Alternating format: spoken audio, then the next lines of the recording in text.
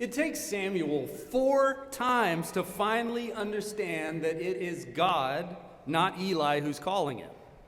I know that visions are scarce and most kids his age don't think that God actually talks to people, but Samuel is sleeping inside the house of God on the floor of the temple.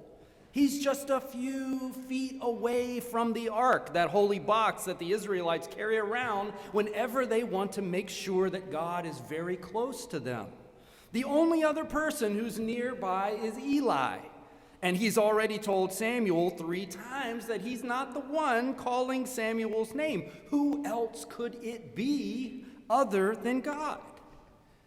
I know I should be more empathetic for oddball Samuel. The boy doesn't get out much. He's been living in a temple for his entire life. His mom handed him over to the temple priest when he was just a baby as a big thank you gift to God for giving her the gift of a child she'd never thought that she'd have. And if that isn't weird enough, the person who's supposed to teach him about life and love and how to survive high school is an elderly priest whose corrupt children exposes his poor parenting skills. No wonder Samuel is so clueless about what is happening to him. You'd be clueless too if you had to live in your church's chilly sanctuary, taking care of an old priest who's out of touch with teenage culture. Maybe this text gives hope to all the kids like Samuel who feel like they've lost in the parent lottery. God is going to get through to you one way or another, however long it takes. But Eli's lack of parenting skills aren't really an excuse for his lack of support for Samuel's growth in the faith. He is a priest, for God's sake. He is supposed to know something about call and vocation and discernment and listening for God's leading. It's not like listening for God's voice is some kind of optional class for clergy. Why does it take him 3 times to figure out that Samuel is being called by God? What else are clergy supposed to do but help people listen for God's voice? But having recently looked over my own job description, listening for God's call isn't explicit there at all. Supervising staff, participating in governments, providing spiritual nourishment through preaching and sacraments, serving on committees, that is all there, but nothing about listening for God's call. That sort of thing probably seems a little too ambiguous to people charged with holding priests accountable. And yet the absence of Eli's attentiveness to God's voice is precisely what leads his leadership off the rails in the first place. When we first meet him in the first chapter of this book, he acts like his job is to be the primary bouncer in the house of the Lord. Keep the people who are acting suspicious, which is to say praying fervently in the house of the Lord, out of there. Because apparently people who are actually hoping to hear from God look a little odd, like they're up to no good. Meanwhile, on Eli's watch, his own sons use the religious establishment as cover for their own corruption. They fleece the temple goers by taking their sacrifices and using them to fuel their own lavish lifestyle.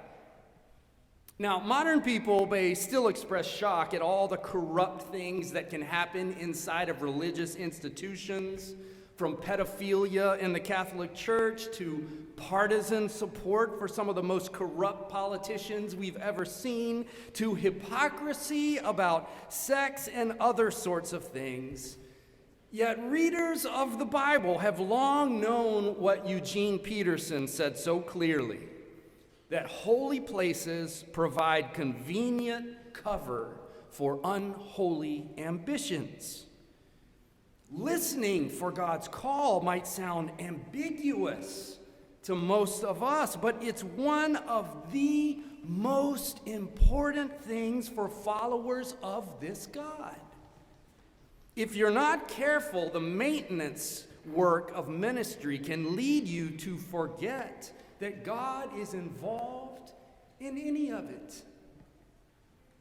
And yet, God's answer to corrupt religious institutions or corrupt religious people is surprisingly to raise up new ones. Now, I know it's an odd strategy to those of us who have become so suspicious of all institutions that we lean toward just checking out of all of them altogether. But if you know your history, you know that people of faith have often been the first ones supporting changes in the world that other religious people were too afraid to voice at the time. People of faith warned the founders of our country that slavery was a wrong that could not endure among a people who aspired to equality at the same time that other religious voices were defending it. People of faith gave birth to the abolitionist movement and housed slaves on the Underground Railroad at the same time that many religious institutions were defending the peculiar institution. People of faith set the stage for women's suffrage and equality at the same time that other religious voices were opposed to it. People of faith were often the crazy ones, crazy enough to face the dogs and the fire hoses and the angry mobs and the crowds made up of largely white Christians. People living their faith, not because they were religious per se, but because they were listening for God speaking to them, telling them to do difficult things. And people who are listening for God's leading are exactly the sorts of people foolish enough to take the risks that are necessary when the world is desperate for something radically new. God wants to upend the religious establishment, not eliminate it. And God's strategy to achieve that vision seems to be to find someone who is willing to listen. In fact, Samuel's very first assignment is to clean house in the religious establishment. God's first step is to reorganize the religious community from which a new hope will emerge. That's part of the assignment of all church leadership, to realign the work that we do together around the places where God calls us to be in the world. It's to prune back what's no longer giving life to the church or the community that we're called to serve. It is not to continue to do what we've done unless God wants to continue to have it done. It is not to preserve the music that we sing, the liturgy that we speak, the programs that we run, or the buildings that we occupy exactly as they are in perpetuity as an end to itself. It is to listen for God's leading so that we can preserve what God wants to preserve and do what God wants to be done and is already doing in the world. Following God's call is what gives us life. Doing anything else is what takes it from us.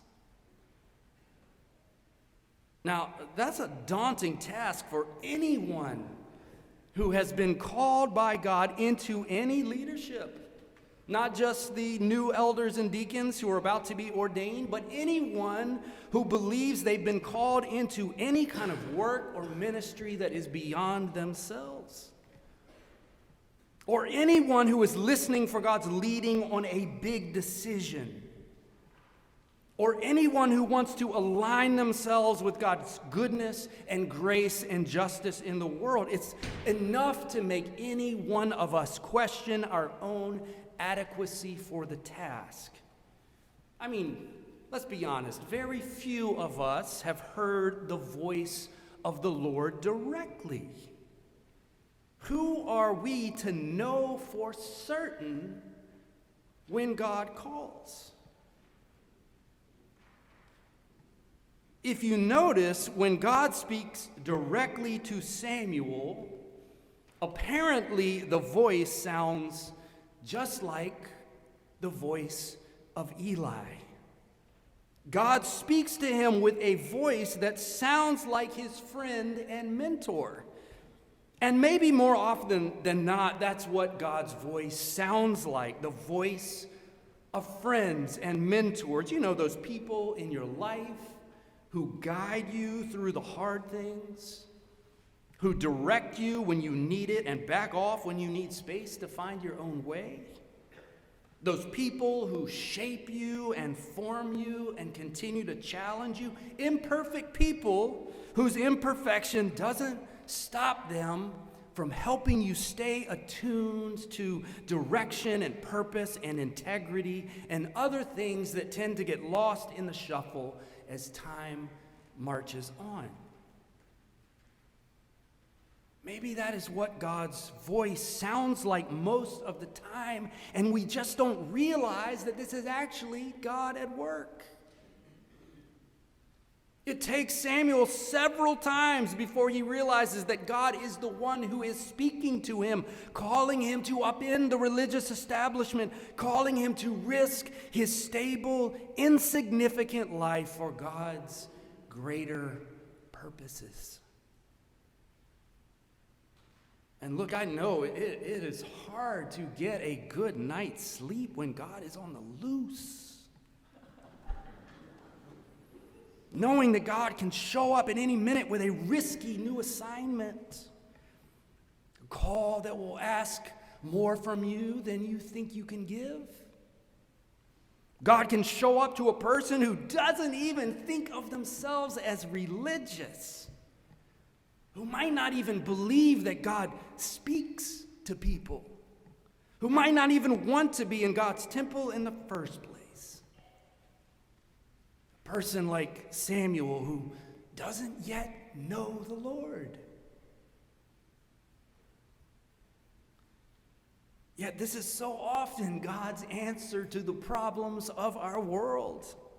This is the source of new hope when we've lost hope for where the world or where the city is headed. And the good news for those of us longing for that hope, longing for that transformation, longing for that deliverance from the messes that human beings have created for ourselves with our bombs and our guns and our hate and our demagoguery, is that when God does come calling to a person in the night, there's really only one available response, one response available to them. It's the same one that Isaiah and Jeremiah and others called by God will make.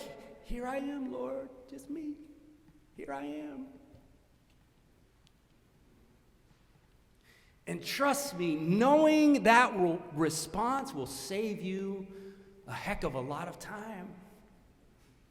Don't waste your time saying, I'm not religious enough, or eloquent enough, or wise enough, or old enough, or young enough, or educated enough, or humble enough, or righteous enough. Don't waste your time with any of those excuses. They've all tried them in the Bible before. Just learn how to say as quickly as you can, here I am, Lord. Use me for your purposes. Use me to tear down what needs to be torn down and build up what needs to be built. Use me to say what needs to be said and interrupt what needs to be stopped. Use me to meet hate with love, injustice with right, blame with grace. And then watch and see what God will do with your life.